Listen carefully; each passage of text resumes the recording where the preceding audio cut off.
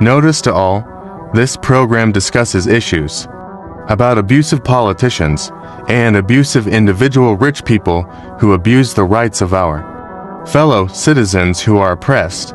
This program does not intend to harm anyone. This program is fighting for the rights of our countrymen oppressed by oppressors.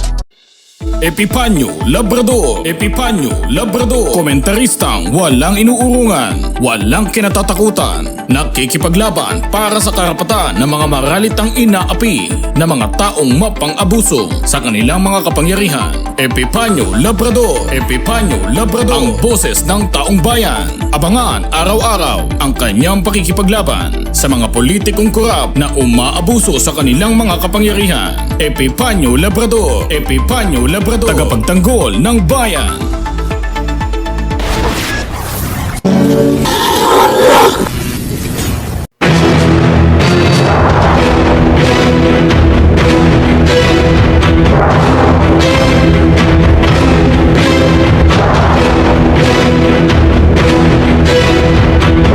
Magandang gabi, minamahal ko mga kababayan. Muli nandito po ang inyong lingkod Epipanyo Labrador sa ating programang Kumpirmado. At siyempre bago tayo mag-umpisa sa ating tatalakayan, binabati muna po natin ang ating mga kababayan Luzon, Visayas, Mindanao na patuloy pong sumusubaybay tumututo po sa inyong lingkod Epipanyo Labrador dito po sa ating programang Kumpirmado. At siyempre sa ating mga kababayan sa abroad, baging sa ating mga bago mga subscribers, maraming salamat po sa inyong lahat. Sa gabi pong ito, mga minamahal ko mga kababayan, ay pag-uusapan ho natin. Kung nakaraang gabi po ay napag-usapan ho natin dito sila Guban, si Guban na kung saan nagtestimonya po tungkol po sa kay Paulo Duterte, kay Michael Yang, maging dito kay Attorney Carpio. Ngayon naman po mga minamahal ko mga kababayan ay masasaksihan ho natin at pag-uusapan ho natin, bibigyan ho natin ng komento. Ito pong naging kaganapan dyan sa Kamara na kung saan po ang pinapatukuyan po at ang tinatarget po sa usapang ito ay wala pong iba kundi yung dating presidente na kung saan punong-puno po ng kasamaan, kahayupan ang kanyang ginawa nung panahon na siya pa ang Pangulo ng ating bansa. Ngayon mga minamahal ko mga kababayan, pahintulutan niyo po na makilala natin kung sino-sino ba ang mga ito. Ito po'y dalawang PDL na kung saan ay mula po sa Davao City pa, sa colony. So, pahintulutan niyo pong sila ay makilala natin. Panoorin muna po natin mga minamahal ko mga kababayan. Nagsangadon po, nang sa ganon ay malaman po natin kung ano po yung ating pag-uusapan ngayon at ano po yung ating bibigyan ng reaksyon. Para hindi na po tumagal, panoorin po natin mga minamahal kong mga kababayan. Nagpalista dito na gusto magtanong, meron na pong listahan. Yung wala pa ho ang pangalan dito sa listahan at gusto rin yung po magtanong, please call the attention of the committee secretary so that your names will be included. So gaya ng sinabi ko kanina, pakinggan po muna natin ang salaysay na isa sa ating mga witness, si Mr. Andy Magdadaro. Andy, pwede bang sabihin mo sa meeting ito ang iyong salaysay? Opo, Your Honor. Sumpang salaysay po. Ako po si Fernando Magdalaro, 56 taong gulang, Pilipino, citizen, hiwalay sa asawa, resident ng Davao City, sa kasalukuyang nakakulong sa Service Support Company Philippines Military Academy, Baguio City po. Matapos po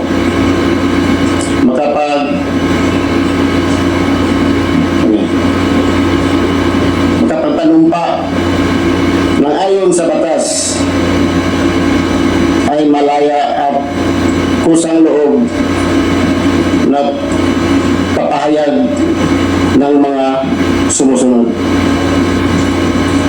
Noong December 1, 1999, ako ay nahuli sa kasong murder, illegal possession of firearms na noon ay nakapila sa Regional Trial Court Davao City Branch 17 at Branch 9. 2003 ako po ay nakomit sa Davao Prison and Penal Farm na ngayon ay Davao Prison and Penal Farm. Pagkatapos na ibaba ng hatol sa aking mga kaso. Noong unang linggo ng August 16, mga bandang tanghali, habang ako ay nasa Brigada 2, nilapitan po ako, nilipulutan ng kasama kong piso sa maximum security compound ng Davao Prison Penal Farm. Sinabihan niya po ako na tulungan ko daw siya at may ipapatira ng magbibigay daw sila ng kaunting halaga. Tinanong ko siya kung sino ang mga ipapatumba. Sinabi niya na 3 Chinese na nasa foreign ward area ng Davao Prison and Penal Farm. Sinabi din niya na ang nag-utos ay yung dati niyang kaklase sa empleyado ng gobyerno. Ngayon na kinakausap niya sa labas ng gate po.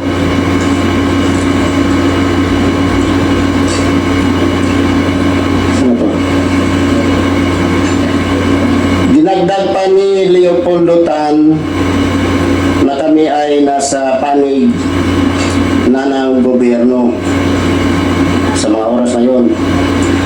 At pinagkuhaan kami ng kalayaan. Pinangakuhan kami ng kalayaan maliban sa kaunting halaga. Dahil dito, pumapayag po na ako sa kanyang pakiusap. Noong unang August 10, 2016, kami ni Leopoldo Tan ay nag-surveillance sa foreign area ng Davao Prison and Penal Farm kung saan nakakulong yung mga Chinese na target namin.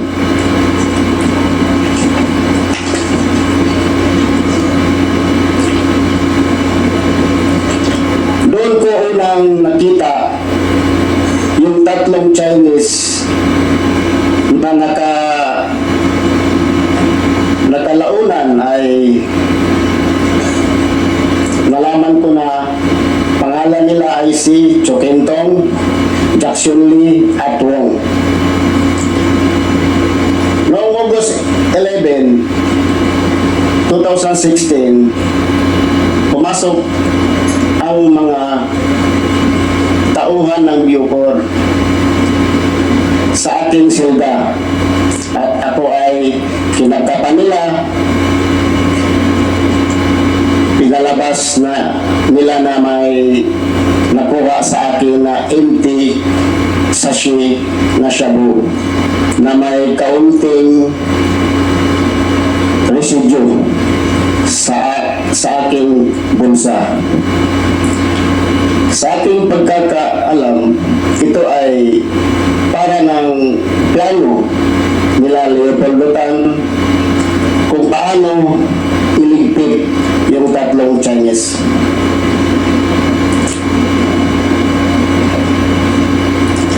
Sa araw din na yun,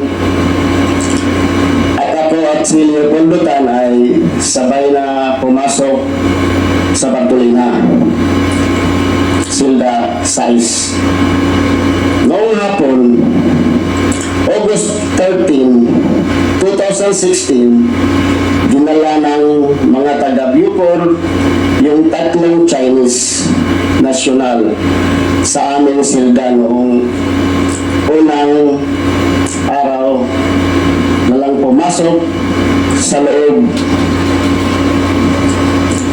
Kaya pinalabas muna kami ni Leopoldo Tan at saka sila pinapasok. Pwede may tubig, sir? Wow, man. Page, pakibigyan nga ng tubig. Ito, sir.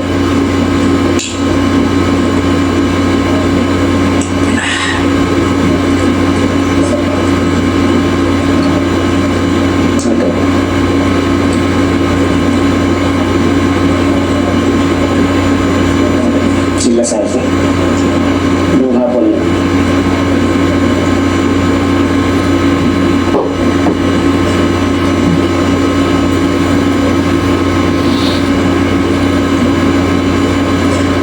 Noong hapon na yun, August 13, ulitin ko, dinala ng mga taga-Biocor, yung tatlong Chinese national sa aming silda noong unang araw,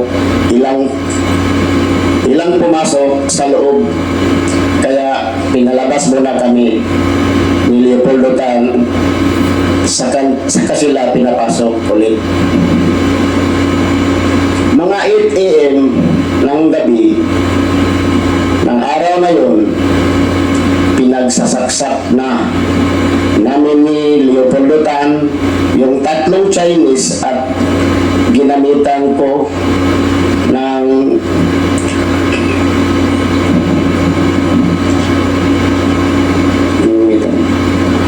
kuna ng panaksak at yung ibinigay ni Leo Pinkian na 29 balisong.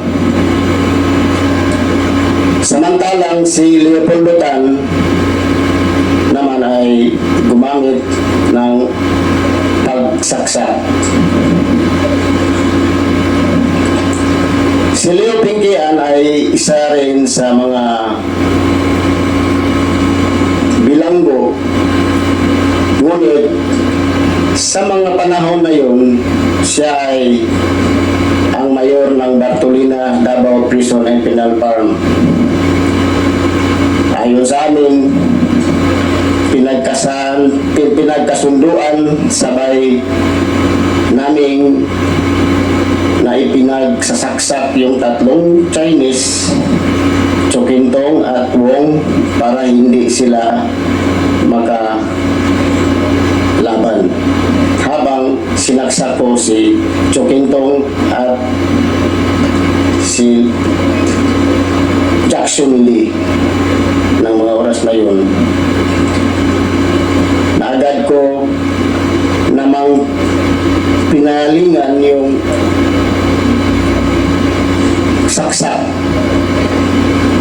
yung tumumba na si Chokintong. Pagkatapos ng insidente ng pagpatay sa tatlong Chinese drug lord, nilagyan ko ng malong yung rihas ng Bartolina silda size para hindi makita yung duguan na katawan ng tatlong Chinese drug lord. Pagkatapos ay dumating si Superintendent Grialdo Padilla sa Bartolina Selda size at sinabi niya, anong ginamit niyo? Ihagis niyo sa labas at ihagis niyo naman sa aming hinagis naman namin ang kurta at balisong sa labas ng selda namin.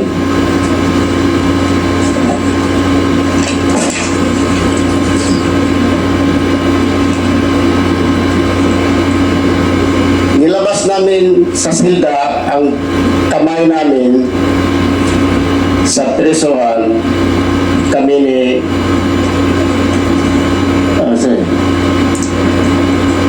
kami ni Sir Poro, pinalabas request kami para dalhin sa IS Investigation Section. Kami ni Leopoldo-Tan ay kinasuhan ng homicide dahil sa pagpatay sa 3 Chinese na agad inamin para matapos na yung kaso dahil sa aming pag-amin noong 2019 kami ay nasintensyahan ng 3 counts at 3 years, 6 months and 1 day. Pagkatapos ay 2 araw ng incident, pagsaksak namin sa 3 Chinese drug lord, tinanong ako ni Leopoldo-Tan kung kanino ibigay yung pera. Pinangako ni, sinabi ni Leopoldo-Tan sa akin, binigay. Sabi ko sa asawa kong si Linlin. Pag alam ko na naman na nakuha na yung 1 milyon noong dumalaw siya sa akin. Pagkatapos noon, hindi namin yung pinangakong paglaya naman, pero hanggang ngayon kami pa rin ay nasa loob ng kulungan. Pinangako nila yun. Ibinigay ko itong salaysay na ito dahil sa galit ko sa kanila. Ginawa namin ang pinatrabaho nila pero hindi tinupad ang kalayaan na pinangako nila sa amin. Ang lahat ng sinabi ko sa salaysay na ito ay po ang katotohanan lamang at walang sino man ang nagturo o nag-influensya, at alam ko rin na maaring gamitin laban tabor sa akin. Sa ngayon, ito na lang po ang masasabi ko at wala nang itagdag pa sa aking salaysay. So yun, mga minamahal kong mga kababayan, no? So sa madaling salita, itong taong ito na nagsasalita ngayon, no, na si Magdadaro, 56 years old, taga Davao City mismo. 56 years old na ngayon. So siguro ginawa nila yung krimen na yon, ilang taon na bang hindi Pangulo si Duterte? Magtatatlo na, 3 na yata, no? So sa madaling salita, more than 6 years na. 4 years na silang nakakulong.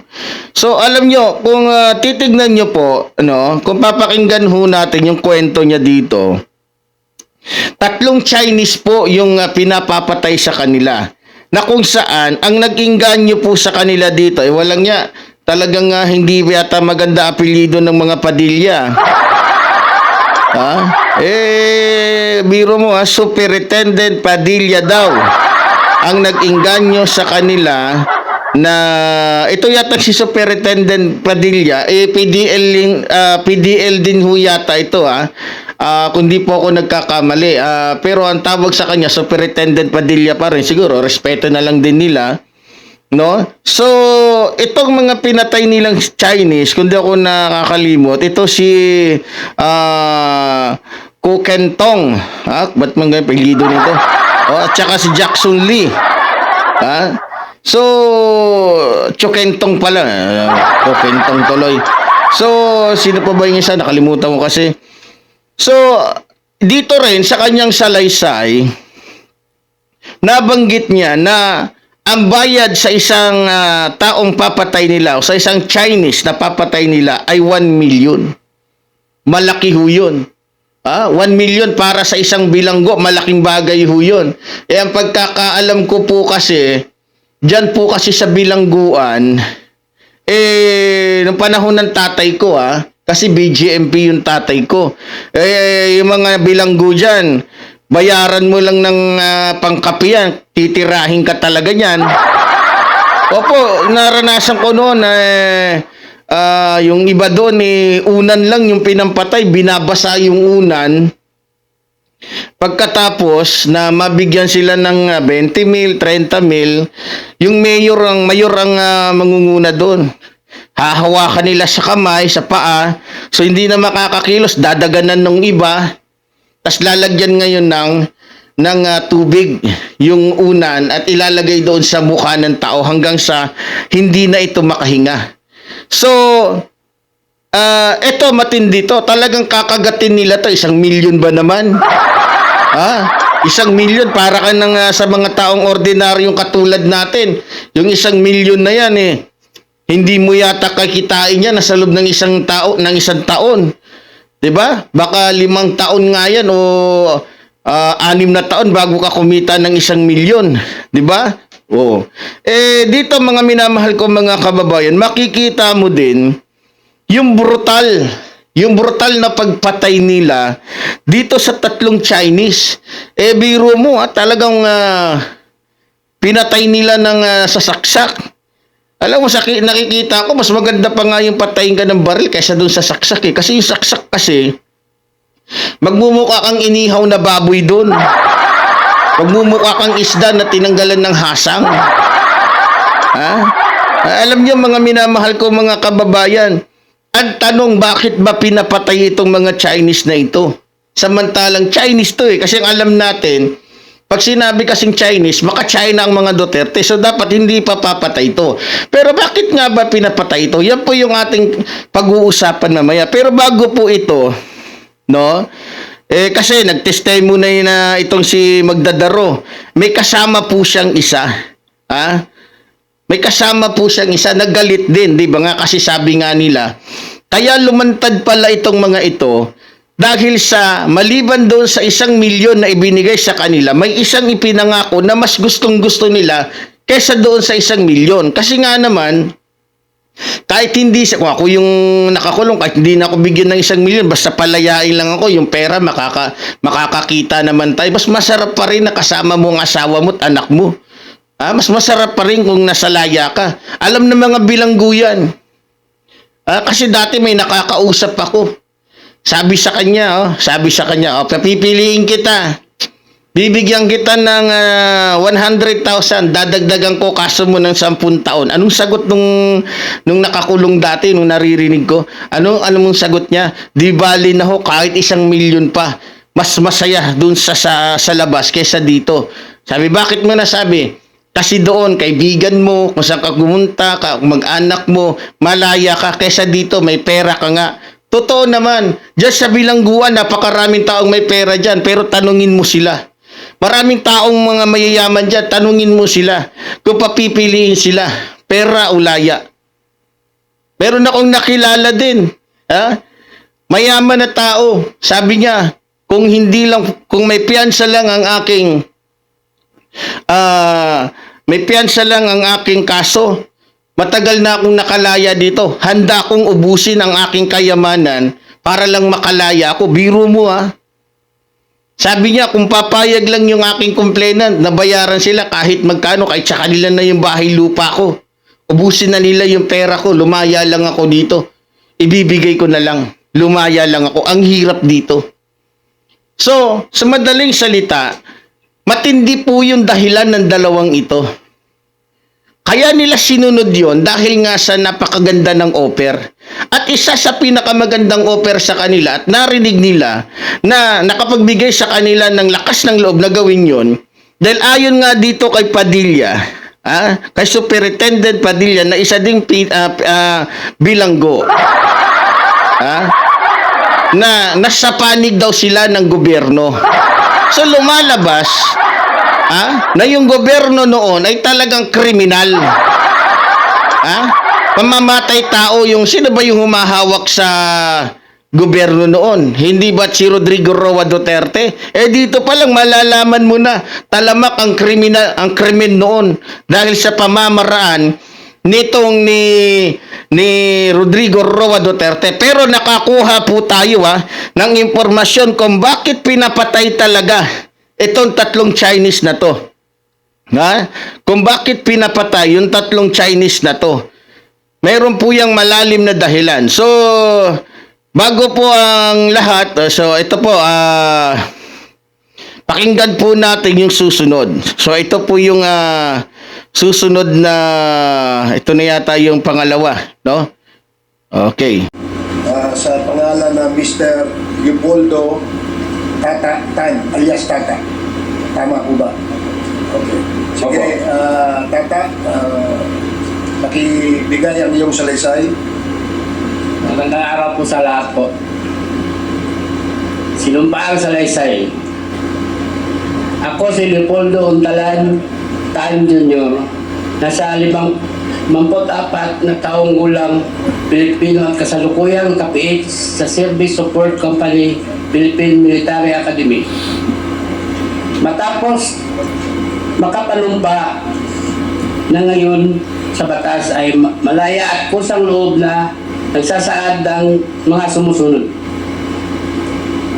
Noong taong 2005, ako ay nahatulan at nakakulong sa Davao Prison Penal Farm dahil sa paglabag ng RA 9165. Noong mga bandang July 2016, habang sinisilbi ko ang aking sentensya sa maximum compound, dumalaw sa akin ang kaibigan ko na si SPO4 Arthur Narsulis. Si SPO4 Arthur Narsulis ay kaklase ko noong high school. At sa kanya din ako humihingi ng tulong ng aking kaso. Siya ay naka-assign sa CIDG 11 at nakabase sa Davao City. At boss niya si Colonel Edelberto Leonardo, Regional Chief ng CIDG 11 Davao City, at Lieutenant Colonel Rinila Garma. Noong araw din yun, nakiusap sa akin si SPO4 Arthur Narsulis at sinabi niya na may ipagtatrabaho ako sa iyo at may basbas sa taas. Baka matulungan ka rin namin na makalaya. Kakausapin ko namin ang presidente. Sabi pa ni SPO4 Arthur Narsulis, sayang din itong isang manok kada ulo. Sa aking pagkakaintindi at pagkakaalam, ang isang manok ay 1 milyon. Tinanggap ko ang alok ni SPO4 Arthur Narsulis na pera at pangakong makakalaya ako. Dahil naniniwala ako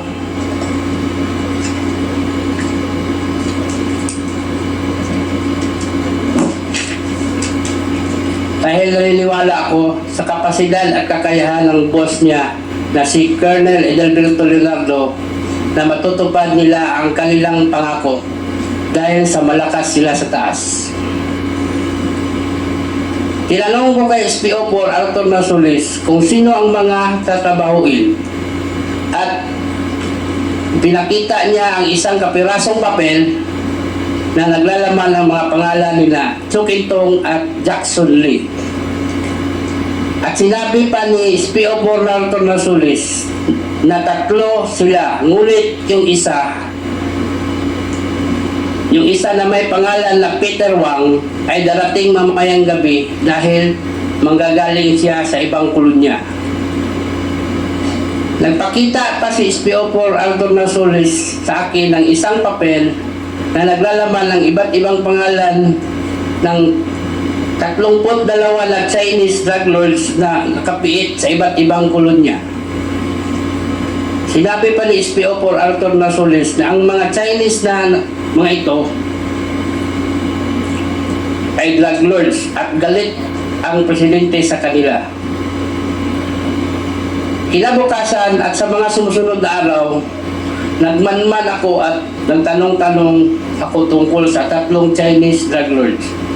At nalaman ko na ang mga ito nakakulong sa foreign ward na likod, bakod ang pagitan sa amin at may barbed wire pa.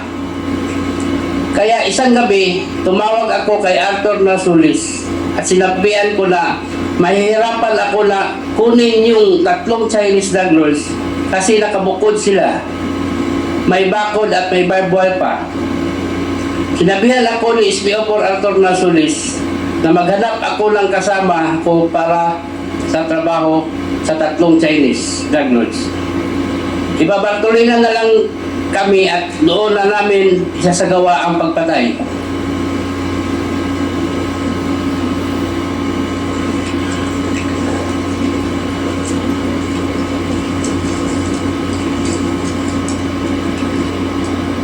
Ayaw nilang pumasok nung una dahil nakita kami sa loob ng selda ni Fernando Magdadaro. Dahil dito, inilipat muna kami. Excuse me, sinusundan namin ng iyong affidavit, no? Parang hindi kasama itong pahinang ito. Pwede bang malaman kung kasama ito sa iyong itong number 14, page 3?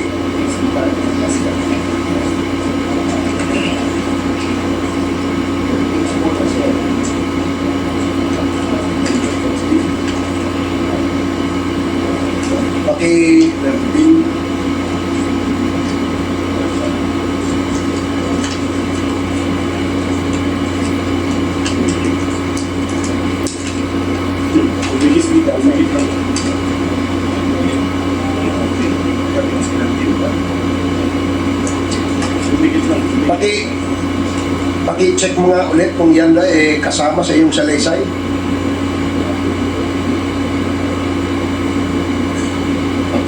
Kasama ba yan? Pakisagot mo lang. Yan bang pahinang yan ay kasama sa iyong sinumpaang salaysay? Kasama po. Okay, sige. Pwede mo lang ipagpatuloy. Dito ko lang kinausap si Fernando Magdadaro na kasama ko din na bilanggo sa Davao Penal Farm and Prison Farm. Si Andy ay kaibigan ko at alam ko na isa siyang trabahante. Sa sumunod na araw ay bumisita si SPO4 Arthur Nasulis at kinausap kami ni Andy sa labas ng Davao Penal Farm. Dito binuksan ng gate officer ang control gate at nakita ko din sa gates si Superintendent Gerardo Padilla at tinapik pa ako.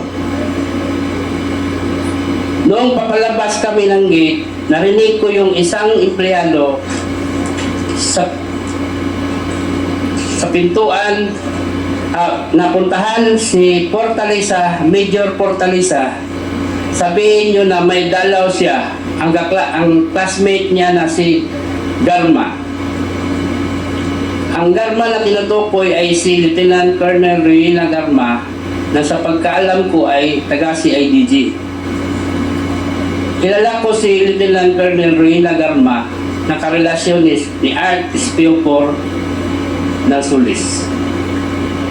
Kinabukasan, nagkaroon ng search at pinalabas na may nakuhang sachets ng shabu sa aking bulsa.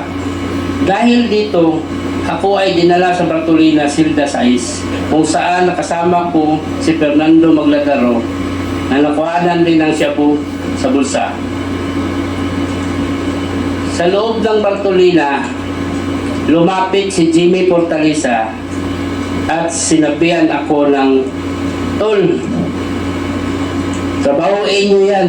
Hindi kayo pwedeng pumalpak." Habang nasa Bartolina kami, si Jimmy Portalisa ang nagbibigay sa amin ng kanin, ulam, sigarilyo at coke.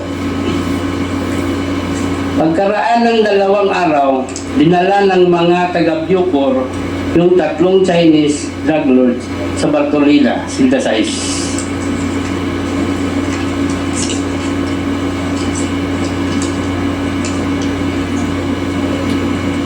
Ayaw nilang pumasok nung una dahil nakita kami sa loob ni Fernando Magdadaro. Dahil dito, nilipat muna kami sa Bartolina, Silda 4.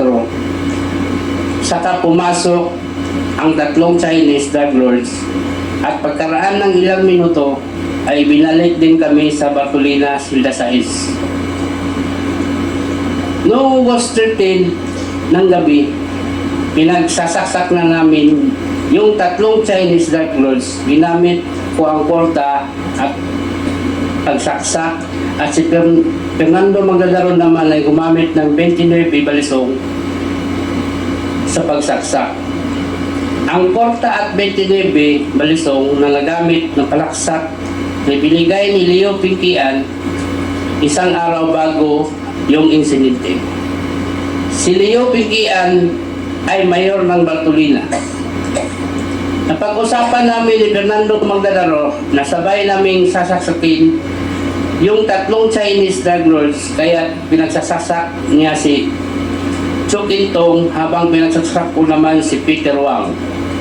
Pagkatapos sumunod na pinagsasaksak ni Fernando Magdadaro si Jackson Lee. Pagkatapos ng insidente ng pagpatay sa tatlong Chinese drug lords, nilagyan ni Fernando Magdadaro ng malong yung rehas ng Bartolina, Silda 6, para hindi makita ang duguan ng katawan ng tatlong Chinese drug lords. Pagkatapos ay dumating si Superintendent Gerardo Padilla sa Bartolina, Silda 6, at sinabi niya na, anong ginamit ninyo? Ihagis sa labas. At tinagis naman namin ang porta at ang balisong sa labas ng silda. Nilabas namin sa selda ang kamay namin at pinusasan kami ni Sir Puro. Pinalabas kami para dalhin sa IS Investigation Section.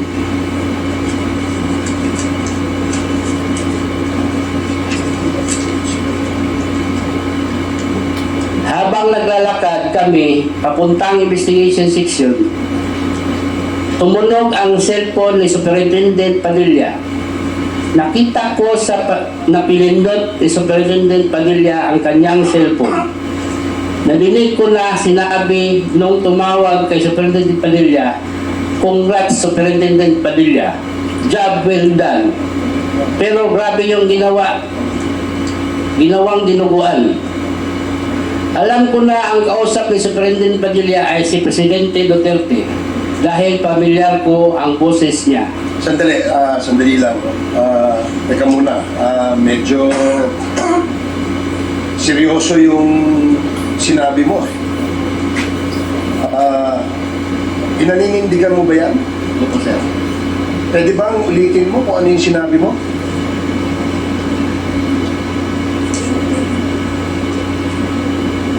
Habang naglalakad kami papuntang Investigation Section, tumunog ang cellphone ni Superintendent Padilla. Nakita ko na pinindot ni Superintendent Padilla ang kanyang cellphone. Nadinig ko na sinabi nung tumawag kay Superintendent Padilla, "Congrats Superintendent Padilla, job well done." Pero grabe yung ginuguan. Meron kang kasing binanggit na pangalan yung nandito sa number 29. Ito ay pinaninindigan mo. Opo. Pwede bang pakiulit mo ulit kung ano yung sinabi mo dito? Alam ko na ang kausap ni Superintendent Padilla ay si President Duterte dahil pamilyar ko ang boses niya. Nakakausap mo ba si President Duterte? Narinig ko lang palagi yung boses niya kaya pamilyar yung boses na narinig ko. Sige, patuloy lang.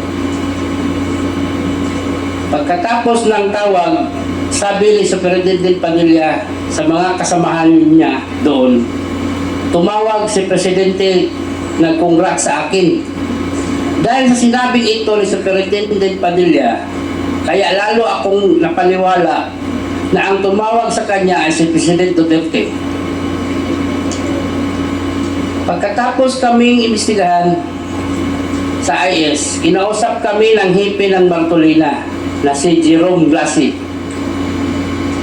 Pinapapili kami kung saan selda ang gusto namin at pinapalilis ni Superintendent Padilla. Pinili namin ang Bacolod na selda 6 at doon kami naglagi ng 3 linggo. Pagkatapos ng 2 araw, dumalaw sa akin si SPO4 Arthur Narsoles at sinabihan kami na nandito na ang reward ninyo na tig-1,000,000. Saan ko ito ibibigay? At ang sagot ko, ibigay mo ang 1,000,000 sa asawa ko. At ang sani naman ni Fernando Magdadaro, ibigay ang 1,000,000 sa kanyang asawa. Pagkaalis ni SPO4 Narsoles, naisip ko na ang usapan namin ay 1,000,000 kada ulo. Kaya kulang ang reward na natanggap ng mga asawa namin. Ngunit naisip ko rin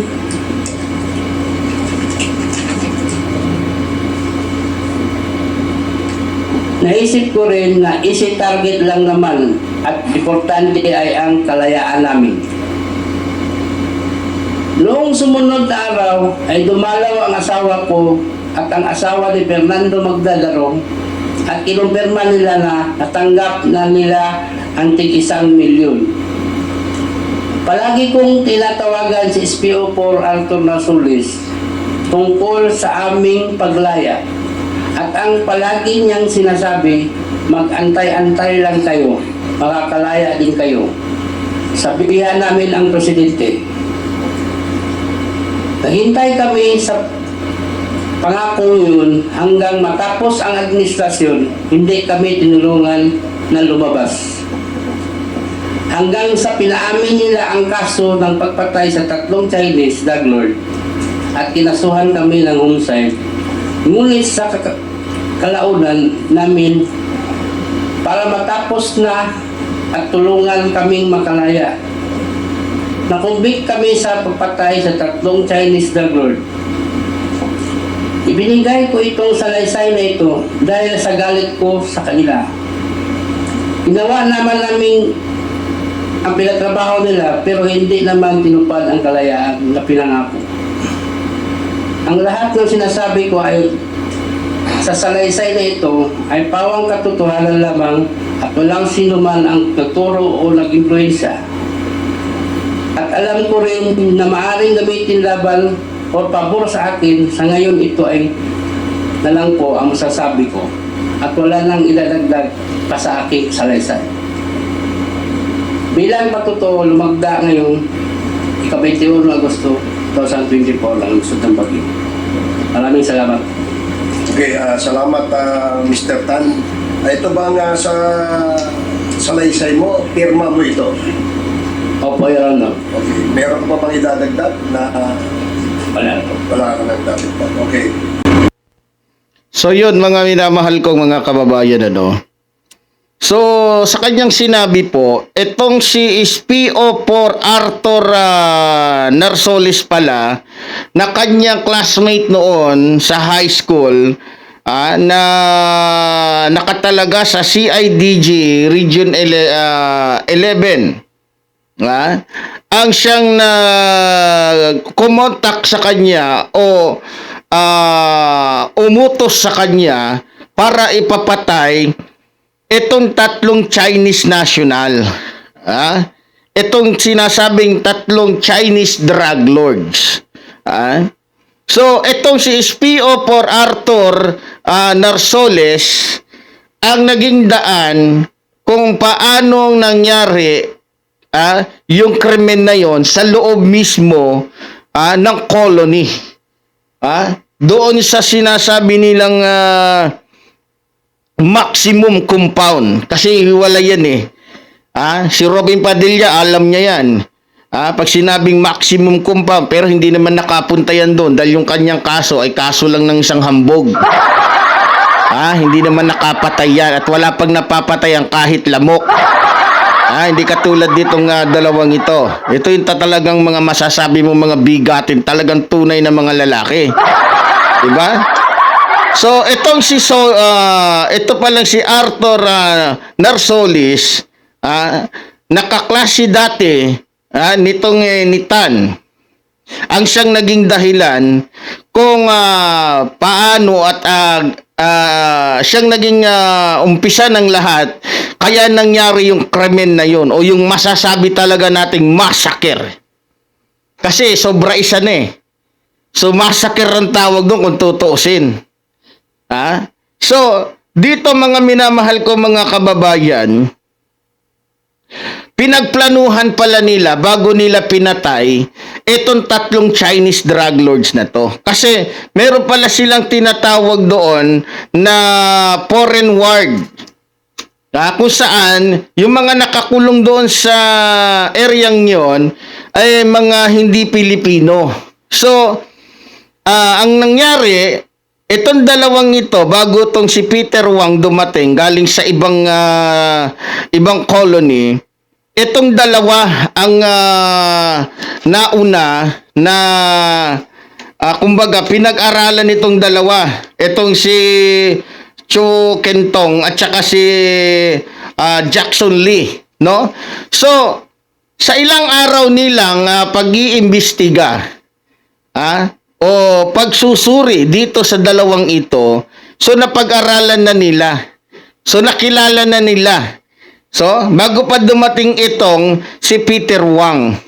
Ngayon, nabanggit nila doon na nung ipapasok na yung dalawang ito, yung 3 pa lang ito, natakot. Natakot kasi hahalo sila sa mga Pilipino. Siguro natakot. Nakita niyo na yung pagmumukha ng dalawa. Sino ba namang di matatakot diyan? Natakot ito. So, ang ginawa ng mga empleyado ng colony, yung bantay nung araw na yon, inilipat muna sa selda 4 etong dalawa bago pinapasok doon sa selda 6. Itong ang 3 Chinese na ito na kung saan doon talaga nakalungga itong dalawang kriminal. Sa madaling salita, nandun na sila. Hindi alam nung 3 na yon, na ipapasok din uli doon. Kumbaga para lang silang niloko.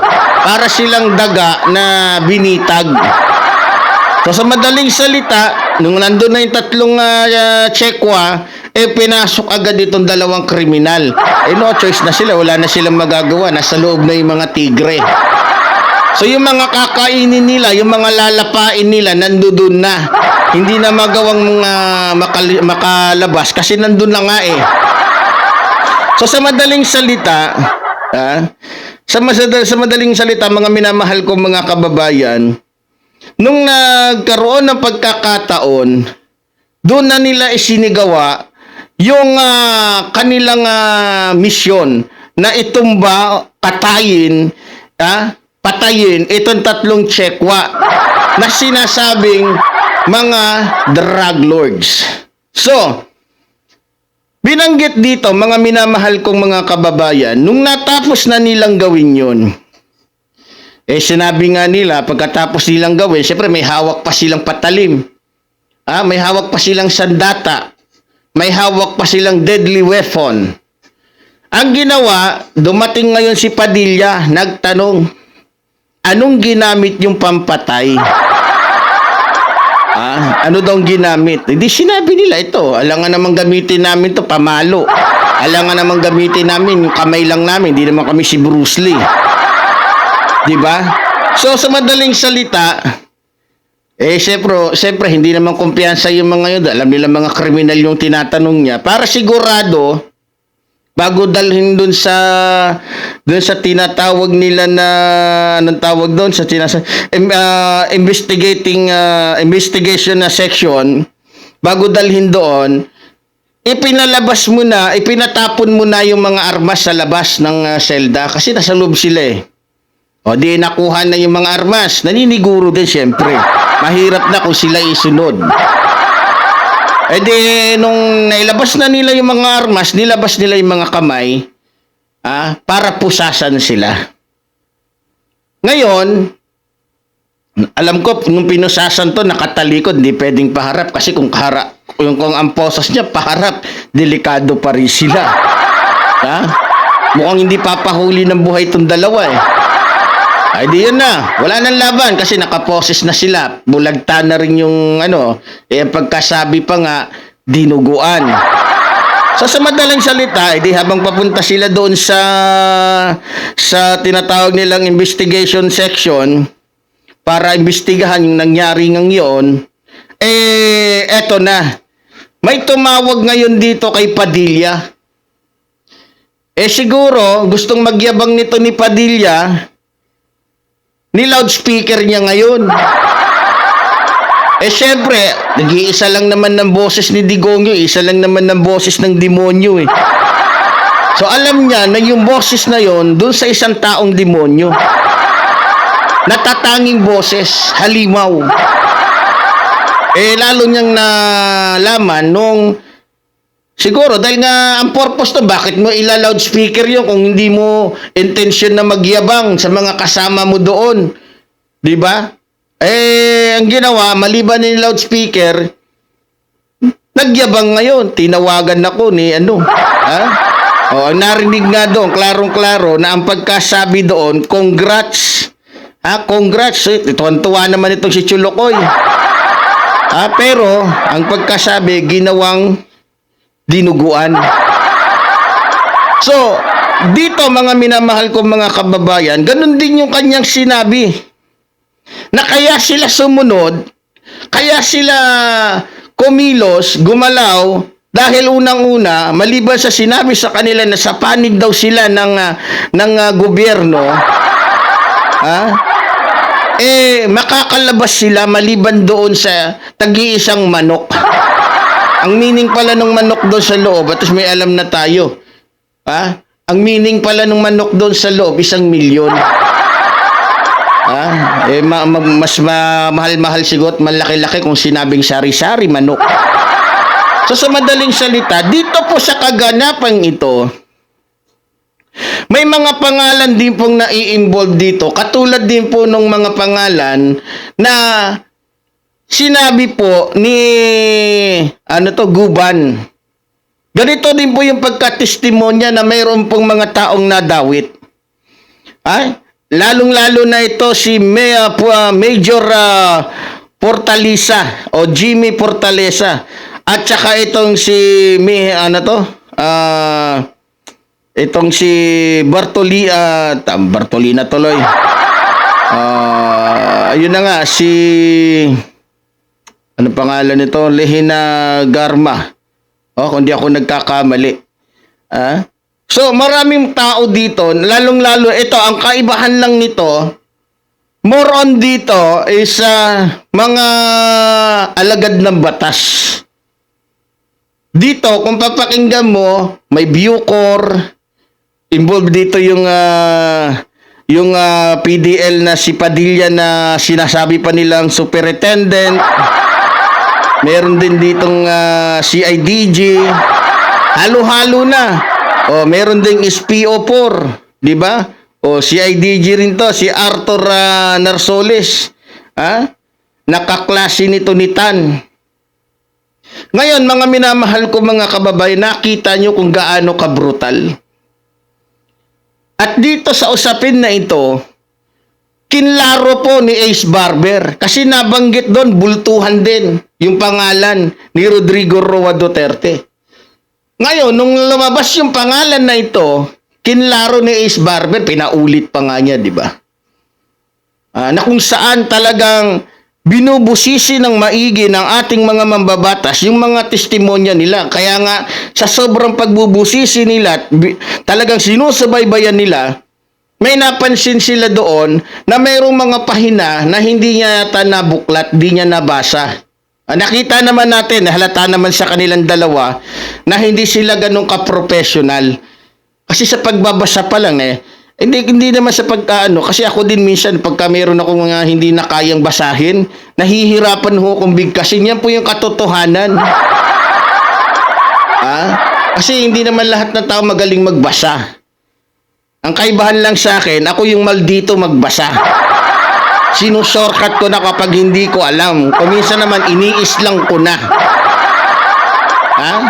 So dito mga minamahal kong mga kababayan, masasabi talaga natin na hindi po dito basta-basta lang. Yung usapin na to hindi basta-basta lang.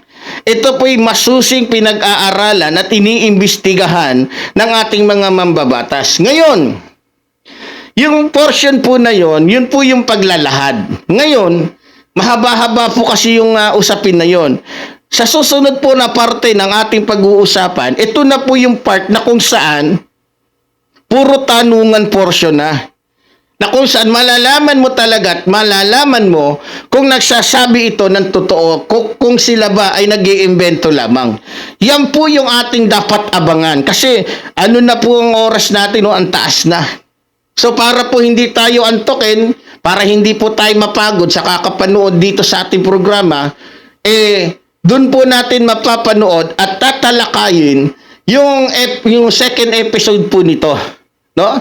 Kaya mga kababayan ko, abangan nyo po at ilalabas po natin agad para hindi po kayo mabitin.